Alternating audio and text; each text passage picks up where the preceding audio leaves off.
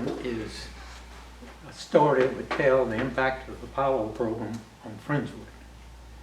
And to start it all off, she's got it on the table she's been working on. But anyway, in 1960, there were 960 people in Friendswood. And in 1970, when we landed on the moon, there were 5,700. And over 400 of those were NASA employees. And if you multiply it as a family, that's like 1,200. Say family of 3 and 400, 1,200. Then you're getting to be a large percentage of people that living in this town was working at the center, and it had an impact on this town. This chart, it looks like a figure 8, really explains the whole story, and you can't find it anywhere. This should be on the wall somewhere at the Space Center Houston, and it's not. But it's called the Apollo Initial Lunar Landing Mission, and it's done by General Electric. You say, well, what did General Electric do on the Apollo program? They were the integration contractor. They built no hardware. They just kind of pulled everything together. So this chart really does do a good job of pulling it all together. So let's go through let's go through this right here. That's the stack, and the Manned Spacecraft Center did all of this here. The Marshall Space Center in Huntsville, Alabama, did the rocket.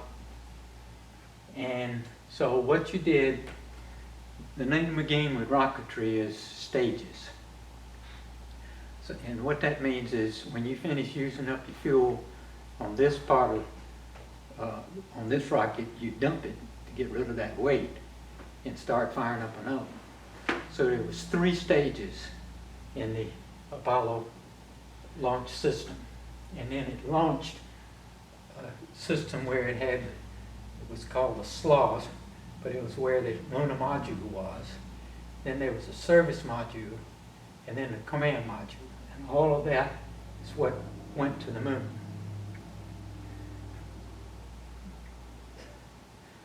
So what you need to understand, these things are numbered, 1, 2, 3, 4. So you can see the various stages. You lifted the whole thing up till this tank ran out of gas. You dropped it, you fired up the second one. And then in orbit, it's like taking a string and a yo-yo or something and swinging it around. And all you got to do is, when you go up, you got to also go around to get the speed up to where it's the same as like having a string. The gravity acts as like a string, keeping it in orbit if you get going fast enough. And the way you get out of orbit, slow down, and the string will collapse, so it'll come back in. All right. So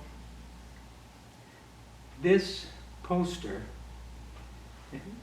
is interesting to me. Not only is it's got what I like. We had this figure right here in our main conference room, but never something like this. I had never seen this picture while I was working, and I just found it on the internet about 6 months ago. So, okay, so we get the first stage up, get the second stage up, getting it in Earth orbit, and then the third stage gets us headed toward the moon. And when that's gone, all you have left is let's see, no, I gotta get it right here. Okay, you're starting to head to the moon, but then you fly. This goes away because it's an escape rocket that if this blew up, it would pull the command module crew to safety. But the next name of the game before you headed to the moon is you now broke out what the flying machine is, which is right here. Fly out, turn around, and dock to the lunar module. They were still in the structural element of the booster, and pull it out and then fire this up, the service module, to get you going to the moon. Then you also deploy the gear because it was folded up. So we go to the moon. That's what we're doing here. And then when you, and about, I don't remember where, but somewhere in here, you lose Earth gravity, and now you're on moon gravity to pull the rest of the way. Then as you approach the moon, you fire and go into a lunar orbit, and you're going around. Now, so you have this configuration that you got the lunar module attached to the command module and its service module, which really is its own engine. Everything we always did had to deal with the pilot himself. So the reason all this was built by the Manned Spacecraft Center is that this is the interaction between the pilot and essentially flying it. No wings or anything, but he had to do orbital adjustments. You had to be able to dock with the lunar module several times that we'll talk about. So now we're in Earth orbit with this system. Okay, now if you look at the blue, you essentially, you go, well, let's stay with the yellow man. So we have essentially the command module and the lunar module consisting of a lower stage and an upper stage, and the service module, which gave you the flying capabilities for the crew. So when you get ready to land on the moon, you separate, this stays on the service module, and you separate the lunar module so that it becomes another 2 stages. The lunar module has a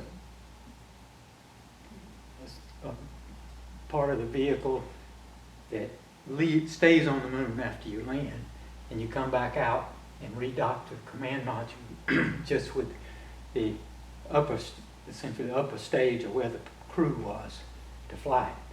So to kind of repeat it, you had to get into lunar orbit.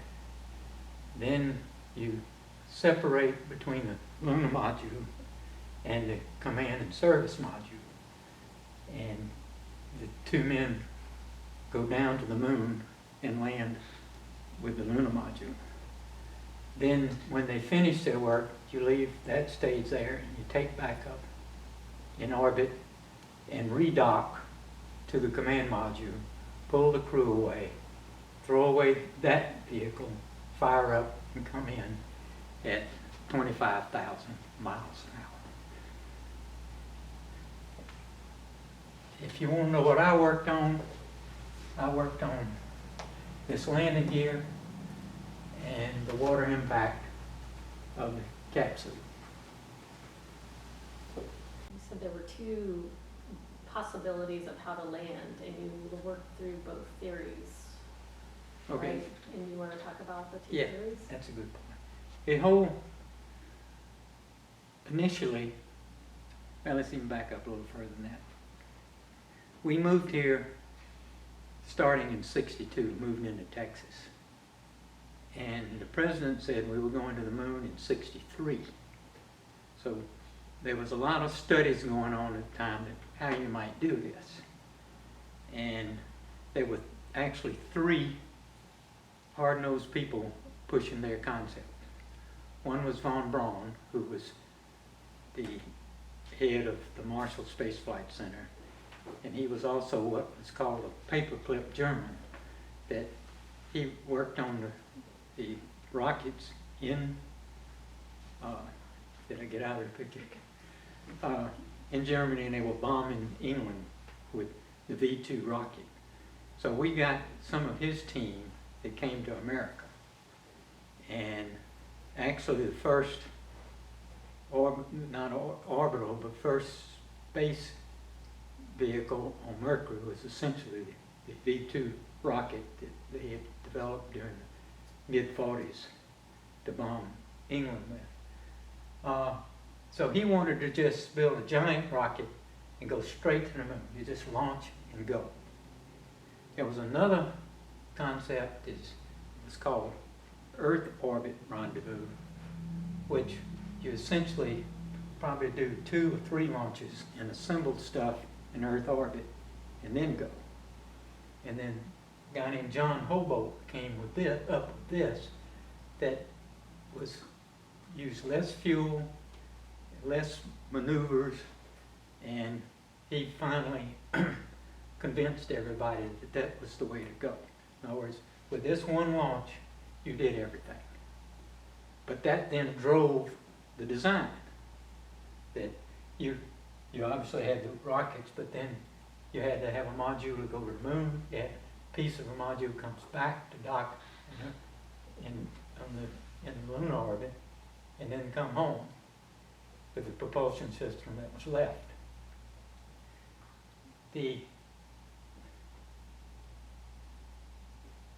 So the president says we went in '63. They were arguing about how to do it. They finally got it decided, and that really forced the design.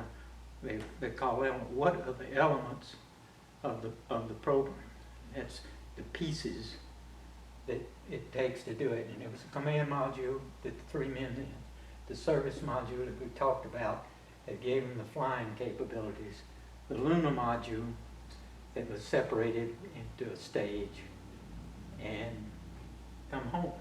And the way we came home was with 3 parachutes, and there was some more paperclip Germans that had been working on drogue chutes, which is something you deploy before you deploy the parachutes to slow you down enough so you can use the parachutes. And they provided a lot of, there was some of them in America too, and they provided a lot of the parachute technology that was used on the program. When we came in at 25,000 miles an hour, and we were going about less than 30 miles an hour when we hit the ocean. You did some studies on what that would be like to hit the ocean, right? Yeah, well, we did a lot of testing on that, and I was in a structures division, and I was telling them we had a problem, and the structures guy said, no, it's just going to be a spike, it won't hurt anything. So I conspired with my counterpart in North American, which was the manufacturer of the command module. They built a vehicle that was essentially what they call a boilerplate, just made out of steel, but the bottom was an actual structure. So we came up with a test to get people's attention. We sunk it in 2 minutes on the first drop we ever made.